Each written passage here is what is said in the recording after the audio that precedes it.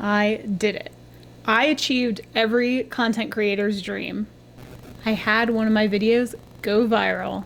Going viral is one of the best things that can happen to your channel. Or is it? Today I'm going to talk to you about my video that recently went viral and its positive and negative effects it's had on both my channel and me. Hey everyone, thanks so much for watching. My name is Laura and it's been just shy of 3 weeks since I posted my video that went viral. The title of it was, "Does Temu Sell Real Jewelry?" Now this is actually the second time I've made this video. I made it a year ago, last July, and over time it's been gradually getting a lot of views, and I think it's up to about 16,000 or so, somewhere around there. And this is just an accumulation over time. In the creator community, they call this evergreen content. And what that means is just something you've made that is relevant over a long period of time. It's not just like something that's trendy that's only going to be, relevant for that month or a couple weeks or whatever. Over time, it builds watch hours for your channel and revenue and all these things. So the reason I made it again is because I went back and watched this video and I just felt like I could do a lot better. I've learned more video techniques since then. I have a better camera now than I did a year ago. I have a microphone that I use now that I wasn't using a year ago. I thought I could distill the information I was trying to portray in that video and get it down a lot quicker. I think in that video it's like maybe up to 7 minutes before I actually get in the meat and potatoes of the video. I have a lot of talking in the beginning, which I certainly can talk, in case you can't tell, but that wasn't the point. The point was to test the jewelry. So I wanted to remake a video where I just come in, I introduce myself, and I get straight to the point. So that's what I did, and it was very, very effective. So for this new video, I implemented some techniques that I had been learning recently, watching other YouTube channels on how to make an effective YouTube video, and it blew up very fast. I was actually really surprised. So my whole goal with this video was to just do better and to have another video that was slowly trickling in some money for me. So to be completely transparent about the money aspect of all this, my channel is monetized. It has been monetized since February of this year, which is 2024. And I have one time received a paycheck from AdSense. And you have to hit a threshold of $100 before they'll send you a check. My channel is so small and it doesn't get that many views, which is fine. I'm not relying on this as an income source at this point in time. It's just something I do on the side as a hobby. I'm a part-time content creator, full-time mom. So it was just like a little extra here and there. So I thought, since the Temu video was my highest grossing video, I guess you could say, and it still wasn't much. I mean, generally around $20 or so a month in revenue. I thought if I made another Temu video and people liked it as much as that last one, then maybe that will double my income for the month. Maybe instead of making $20 a month, now I'm making $40 a month or something like that. Now the making money on YouTube is highly variable. It's not just these views will get you this money. It's how much advertisers pay on the front end to put ads into your video and on your channel. So it doesn't exactly equate like that. It's not an easy calculation, but regardless, I was hoping I would just make a little extra by having another video that was getting similar views. So we'll talk more about that in a second, but first we have to talk about the views, which is what brought so much attention to this video, what made it viral. And in the first day, I think it was under 200 views, something like that. And then it just shot up from there. So in a week, now the Temu video, as I had said, the other one was about 16,000 views, give or take. And so I was sitting there watching my views on this new Temu video and thinking to myself, oh my gosh, I think by the end of this month, it's gonna surpass this other Temu video in 1 month that this Temu video had done in a whole year. Well, it actually ended up being a lot quicker than that. And by the end of the first week, it was already up to 22,000 views. 1 week later, it had grown, it had doubled, more than doubled actually, and was at 55,000 views. And as of now, it's been about 17 days, 17 or 18 days, 17 full days. It's at 65,000 views. So I've noticed though that the trend is, it was kind of steep and then started evening out, and now it's evening out a lot more than it was. So it's not getting the views that it was. And that's just going to happen over time with any viral video. It's probably going to get a spike, and then hopefully it will balance out somewhere where it's still getting views, even if it's not that many. So that was my goal in the beginning anyway. But going back to the money thing, it's definitely been nice to get that little boost in a paycheck. So collectively, this one video has earned more than my entire channel collectively since I've been officially monetized. So far, I have little bullet points to the side. So far, it's $425. Now that is, I do believe, before they pull out money for taxes, and this is like an estimation. So at the end of the month, when they calculate everything, it will be adjusted. I still have the rest of July to go to see how much more this video is going to make, but I don't expect it to be like double that or anything like that. Because of, like I said, the views are kind of evening out. So, but even so, I know $425 to maybe some of you doesn't seem like that much, but to me, that's amazing. Especially for someone who's been on YouTube as long as I have. I've been on YouTube since 2020. And that's awesome. That is a nice little chunk of change on the side. I was recently hospitalized. I don't know if you guys, if you're new here, you may not know that, but I got a waterborne illness and was very sick, and I had to go to the hospital, and I have a very hefty hospital bill left to pay.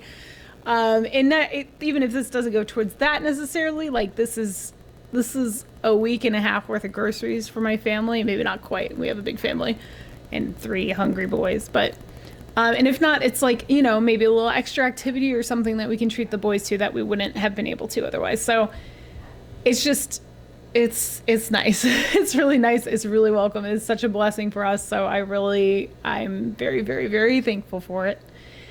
And so for that reason, I am obviously not upset that this video has gone viral, but I will say that it has not been all sunshine and rainbows, and that is kind of what I wanted to talk about, just as a little be careful what you wish for kind of thing, I guess. The kind of sad and frustrating and emotional part of it has been the people that come out of the woodwork to comment on videos once they go viral. So I will say, when you have a smaller channel, you don't have that many views, you are getting people that are there for you, people that are enjoying your content for you and for what you're putting out there.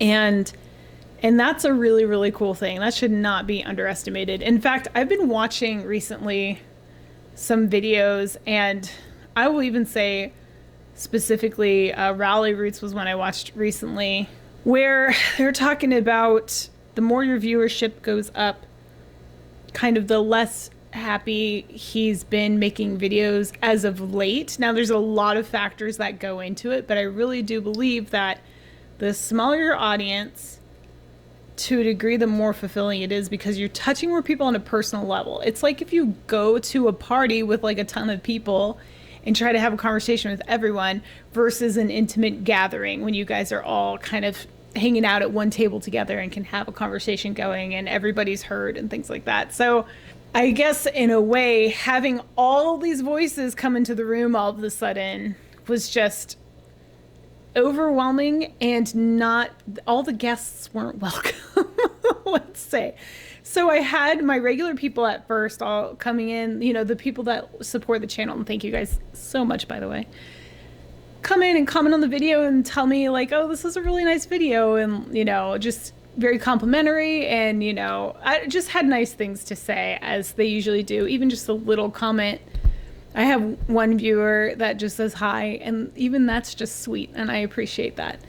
But this video was pulling out people that just, I was getting harassed for things left and right in this video. I was getting harassed for, well, I shouldn't say harassed, that's a bit dramatic.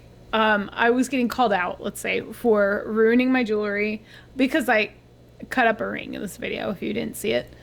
and which I do intend to use further down the line for soldering pieces together to make something new out of it. So it's not going to waste. And even worst case scenario, it gets turned into scrap metal and it still serves a purpose. It's not just going in the trash. It still has a purpose. So anywho, people were telling me I was destroying my jewelry. Oh, it's too bad you're destroying that jewelry by scratching it so hard. It's like, I get that.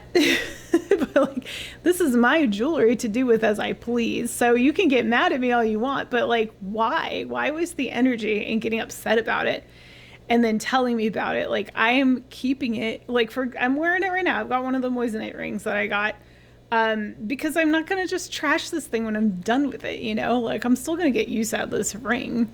So I don't know. But anyway, I had people expressing their disgust for me purchasing from Temu in the first place, and Temu is trash. And then I have someone now that's arguing with me about the legitimacy of testing with a diamond tester, and which I've been testing jewelry and stones for a very long time, years before I was even on YouTube, because I was selling jewelry before I came to YouTube. So but it's fine. Like, I engaged in conversation with him because I thought, well, maybe he knows something that I don't know, but he was going off of, in my opinion, speculation and not actual experience.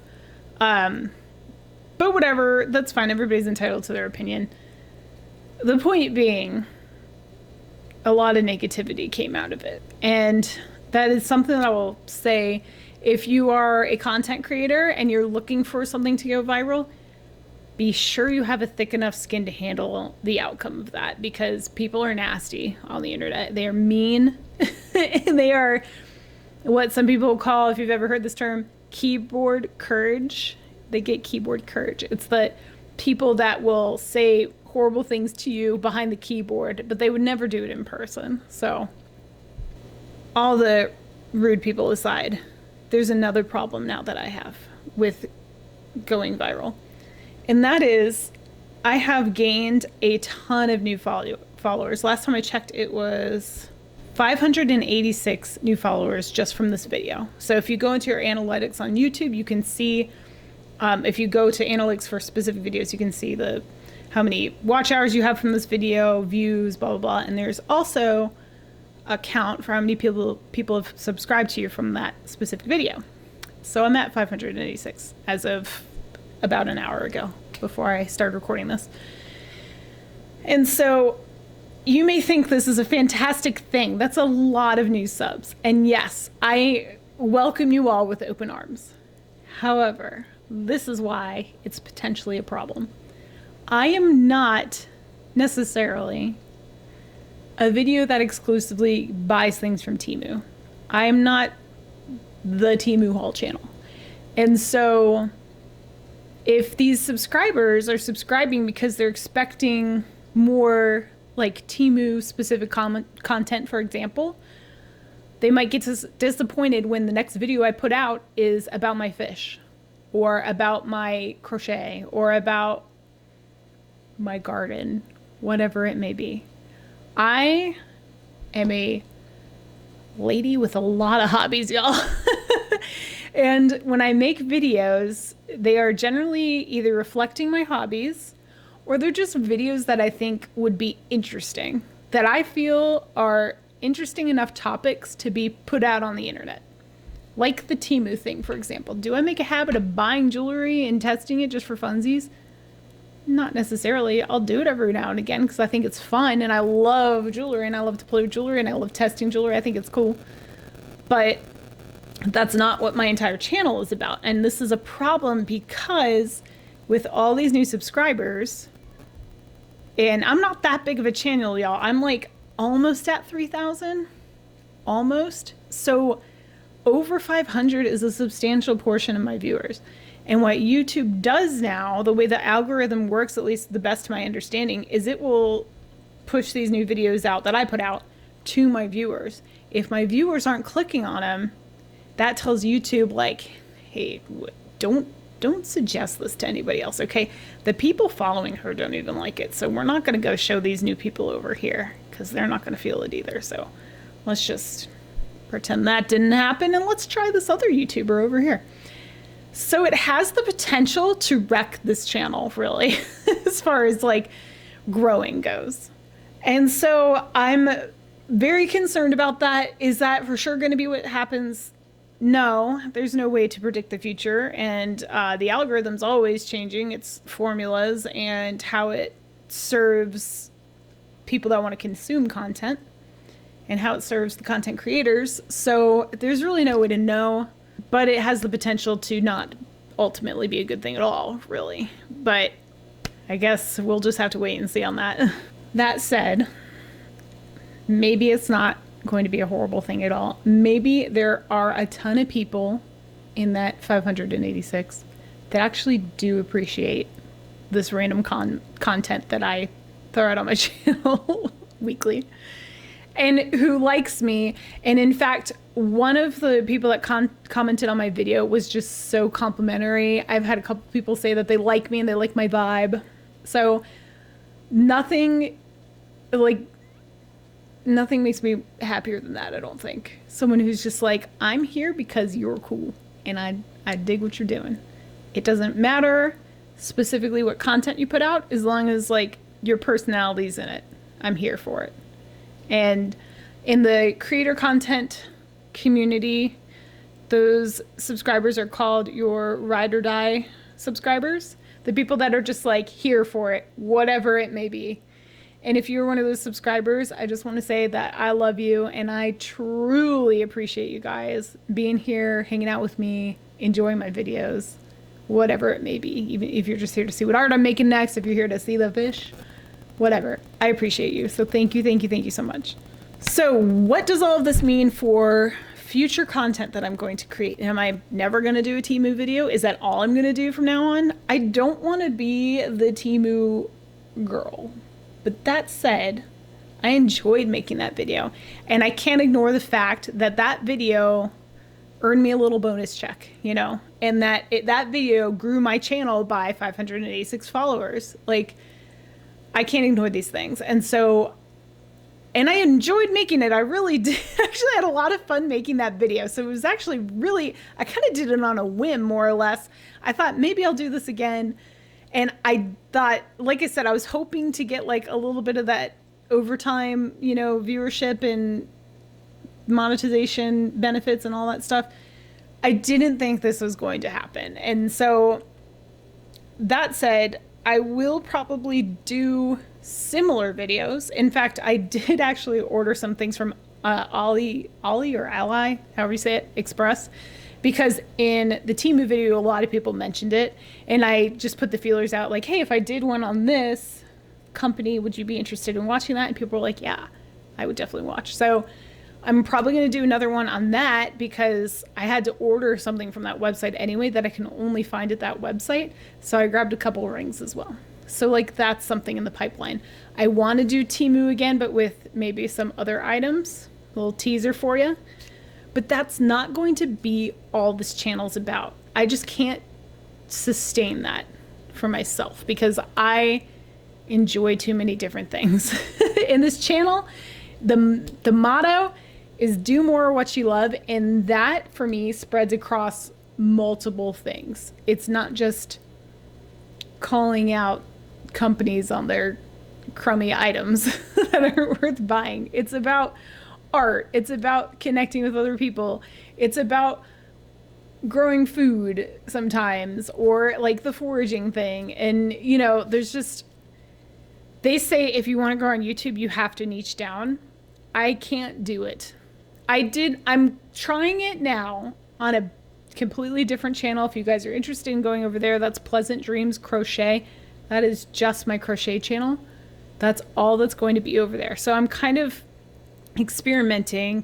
Is it true if I niche down a lot, if I keep the same factor, same on both channels, which is me, does it grow faster on this one where I niche down a lot?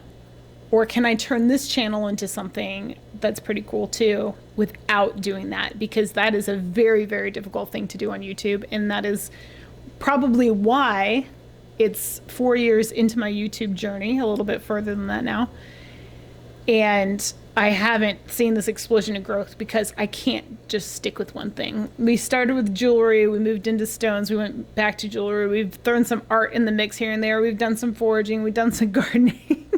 We've done just like random outings, sourcing videos, I don't know, all sorts of things. So that's where my heart is on this channel, and I hope that you guys are here with me to join me along for that ride, whatever that ride is and wherever that ride takes me and takes us together.